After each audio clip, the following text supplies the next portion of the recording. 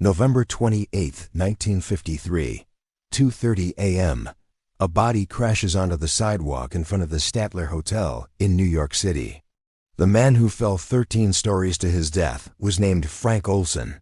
He was a brilliant biochemist working for the U.S. Army. The police ruled it a suicide due to job stress. But Frank Olson didn't jump because he was stressed. He jumped because, 9 days earlier, his boss at the CIA had secretly spiked his after-dinner drink with a massive dose of a new experimental drug, LSD. Frank Olson wasn't a volunteer. He was a guinea pig in the most terrifying government program of the 20th century. Welcome to Shadow Works. Today we open the darkest file in CIA history, Project MKUltra. The secret attempt to shatter the human soul and rebuild it as a weapon. Why would the U.S. government drug its own scientists? Fear. In the early 1950s, American soldiers returning from Korea seemed different. They spoke robotically. They denounced America. The CIA became convinced the Soviets and Chinese had discovered the secret to brainwashing. Agency couldn't allow a mind control gap. They needed to master the human psyche before the communists did. Enter Dr. Sidney Gottlieb, the CIA's chief chemist, nicknamed the Dirty Trickster. In 1953, CIA Director Allen Dulles gave him an unlimited budget and zero oversight to start MKUltra. His goal wasn't just a truth serum. He wanted to create a Manchurian candidate, a programmed assassin who could kill on command and then forget they ever did it. MKUltra wasn't one experiment. It was 149 separate sub-projects spread across 80 institutions, universities, hospitals, and prisons. They tested everything: hypnosis, sensory deprivation. Electroshock therapy pushed to brain-damaging levels. In Montreal, a CIA-funded psychiatrist named Dr. Ewan Cameron developed a technique called psychic driving.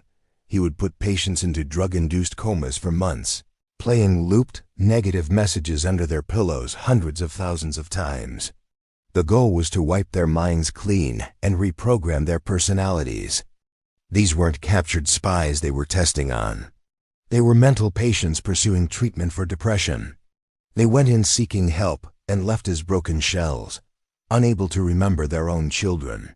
But Gottlieb needed to test these drugs in the real world. He couldn't just use prisoners. He needed average citizens in uncontrolled environments. This led to Operation Midnight Climax. The CIA set up safe houses in San Francisco and New York that were decorated like brothels. They put elite agency prostitutes on the payroll to lure men off the street back to the rooms.